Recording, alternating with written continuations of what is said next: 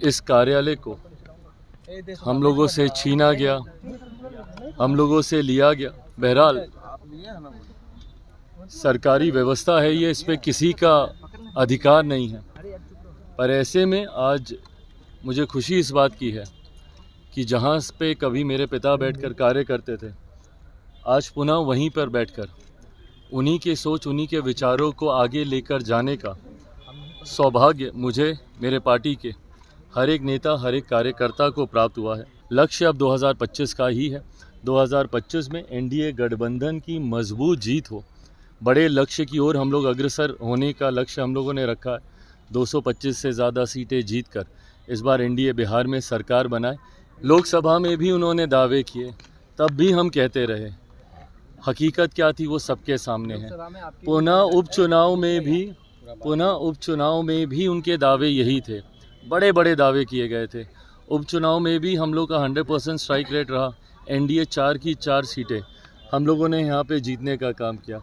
तो ऐसे में अब उनके दावों का मुझे नहीं लगता, जो बार बार अपने दावों पे फेल हो रहे हो, अब उसका कोई मतलब नहीं रहा। नमस्कार, स्वागत आपका लाइव बिहार में। मैं आपके साथ है संजीव सिंह। देखिए, लंबे अरसे के बाद चिराग पासवान आज फिर से अपने पुराने पार्टी कार्यालय में प्रवेश किए हैं। पूरे परिवार के साथ पार्टी के वरिष्ठ जो नेता हैं उनके साथ पार्टी कार्यालय में प्रवेश किए हैं, गृह प्रवेश हुआ है। और इस अवसर पर चिराग पासवान ने अपने पिता स्वर्गीय रामविलास पासवान की जो प्रतिमा है, फोटो है, उस पर माल्यार्पण किए हैं, पुष्प अर्पित किए हैं। और उसके बाद मीडियाकर्मी से रूबरू हुए और उन्होंने बिहार विधानसभा चुनाव 2025 को लेकर के बड़ा बयान दिया है और कहा है कि 225 सीट जीतने का हम लोगों ने लक्ष्य रखा है और उससे अधिक सीट जीतेंगे। जिस प्रकार से चतरा में उन्होंने सीट जीता है, लोकसभा चुनाव में जो उसका स्ट्राइक रेट रहा है, उसको लेकर भी चिराग पासवान ने कहा है कि हमारी पार्टी लगातार अच्छी परफॉर्मेंस करती रही है और यह बंगला जो है वो लक्की बंगला है और लंबे अरसे के बाद हम इस बंगले में आए हैं और हमें पूरा उम्मीद है कि यहाँ से पार्टी के तमाम जो लोग हैं और हम लोग काम अच्छे से करेंगे और एनडीए की मजबूती के लिए काम करेंगे। और साथ ही तेजस्वी यादव पर भी उन्होंने हमला किया है। क्या कुछ करे, तमाम सवाल का जवाब देते हुए चिराग पासवान, आइए आपको सुनाते हैं। ये वो कार्यालय था जहाँ मेरे पिता ने यहाँ से नई पार्टी की उन्होंने शुरुआत की। लंबे समय तक यहाँ पर रहकर उन्होंने बिहार को विकास की राह पर आगे लेकर जाने की सोच के साथ कार्य किया। उनके जाने के बाद जिस तरीके से इस कार्यालय को हम लोगों से छीना गया, हम लोगों से लिया गया। बहरहाल सरकारी व्यवस्था है ये, इस पे किसी का अधिकार नहीं है। पर ऐसे में आज मुझे खुशी इस बात की है कि जहाँ पे कभी मेरे पिता बैठकर कार्य करते थे, आज पुनः वहीं पर बैठकर उन्हीं के सोच, उन्हीं के विचारों को आगे लेकर जाने का सौभाग्य मुझे, मेरे पार्टी के हर एक नेता, हर एक कार्यकर्ता को प्राप्त हुआ है। मैं मानता हूं कि उनके जितने अधूरे सपने हैं, इस कार्यालय में रहकर उनके हर एक सपने को पूरा करने के लक्ष्य के साथ हमारी पार्टी का हर एक नेता, हर एक कार्यकर्ता काम करने का प्रयास करेगा।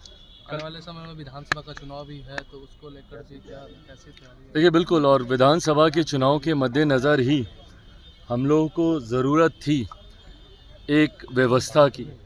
पार्टी के 5-5 सांसद हैं। झारखंड में भी पार्टी को जीत हासिल हुई, वहाँ पर भी एक सीट पर हम लोग चुनाव लड़ रहे थे। 100% स्ट्राइक रेट हम लोग का झारखंड में भी रहा है। ऐसे में विधानसभा में भी लोक जनशक्ति पार्टी रामविलास का प्रदर्शन उतना ही खूबसूरत रहे, उतना ही मजबूत रहे। इसके लिए ज़रूरत थी एक विधिवत व्यवस्था के साथ हम सब कार्य कर सकें। आप सब जानते थे कि अभी तक मेरे निजी आवास पर ही हम लोगों ने कार्यालय की व्यवस्था बनाई हुई थी। पर आज मैं मानता हूं कि जब ये कार्यालय हम लोग को मिला है, पार्टी के तमाम हमारे साथी भी इसको लेके काफ़ी उत्साहित हैं। लक्ष्य अब 2025 का ही है। 2025 में एनडीए गठबंधन की मजबूत जीत हो, बड़े लक्ष्य की ओर हम लोग अग्रसर होने का लक्ष्य हम लोगों ने रखा है। 225 से ज़्यादा सीटें जीतकर इस बार एनडीए बिहार में सरकार बनाए। इस लक्ष्य के साथ आगे बढ़ने का हम लोग काम कर रहे हैं। मुझे लगता है उसमें ये कार्यालय हम लोग के लिए हमेशा से शुभ रहा है। पापा का आशीर्वाद इस कार्यालय पर है। मैं मानता हूँ हम लोग उस लक्ष्य में भी सफल होंगे। लेकिन तेजस्वी यादव वो तो कह रहे हैं कि 2025 में हमारी सरकार महागठबंधन इंडिया गठबंधन की सरकार। देखिए, अब रहने दीजिए अब उनकी बातों को, अब बहुत हो गया। अब कितनी बार लोकसभा में भी उन्होंने दावे किए, तब भी हम कहते रहे। हकीकत क्या थी वो सबके सामने है। पुनः उपचुनाव में भी उनके दावे यही थे, बड़े बड़े दावे किए गए थे। उपचुनाव में भी हम लोग का 100% स्ट्राइक रेट रहा। एनडीए 4 की 4 सीटें हम लोगों ने यहाँ पे जीतने का काम किया। तो ऐसे में अब उनके दावों का मुझे नहीं लगता, जो बार बार अपने दावों पे फेल हो रहे हो, अब उसका कोई मतलब नहीं रहा। 2025 के चुनाव में कितने सीटों पर आप लोग का दावा रहेगा विधानसभा चुनाव में? ये अच्छा प्रश्न है, पर आप जानते हैं गठबंधन की मर्यादा है। मैं मर्यादा को तोड़ूंगा अगर कोई भी संख्या, कोई भी विषय आप लोगों के साथ मैं पहले साझा करूं और गठबंधन के भीतर बाद में बात करूं। संख्या पर भी चर्चा होगी, ज़रूर चर्चा होगी, सीटों का चयन भी होगा। पर मुझे लगता है जितने एमिकेबली हम लोगों ने लोकसभा के वक्त भी कहा जा रहा था कि भाई 5-5 दल हैं, कैसे होगा, क्या होगा, बहुत एमिकेबली लोकसभा के वक्त भी हो गया। और मुझे लगता है उतनी ही सहजता से विधानसभा में भी ना सिर्फ सीटों का बंटवारा होगा, सीटों का चयन भी होगा। हर पार्टी एक लक्ष्य की ओर अग्रसर हो रही है, जो भी एनडीए गठबंधन में है, कि एनडीए की मजबूत सरकार बनानी है, प्रधानमंत्री नरेंद्र मोदी जी की सोच वाली सरकार बनानी है। हमारे मुख्यमंत्री नीतीश कुमार जी को पुनः एक बार मुख्यमंत्री बनाने के लक्ष्य के साथ हम लोग आगे बढ़ने का काम कर रहे हैं। तो ऐसे में व्यक्तिगत महत्वाकांक्षाओं से ज़्यादा प्राथमिकता एनडीए गठबंधन के हितों को सामने रखना लेकिन होगा। मल्लिकार्जुन खड़गे वो तो बोल रहे हैं कि ईवीएम से नहीं, पोस्टल बैलेट से चुनाव। झारखंड में भी यही बात बोल दें, वो एक बार नहीं नकार दें, एक बार झारखंड की सरकार को बोले ना इस बात को। महाराष्ट्र के लिए ही क्यों ये बातें? ये जो सिलेक्टिव क्रिटिसिज्म है ना, जहाँ पे आपकी सरकार बनती है वहाँ पर सब ठीक है, और जहाँ आपकी सरकार नहीं बनती है वहाँ पर आपको ईवीएम में कमी दिखने लगती है, वहाँ पर आपको चुनाव आयोग में आपको खामी दिखने लगती है। ये गलत सोच है। या तो आप नकार दीजिए और आप पहले ही बोल दीजिए चुनाव से पहले, फिर क्यों आप इतने बड़े बड़े दावे करते हैं?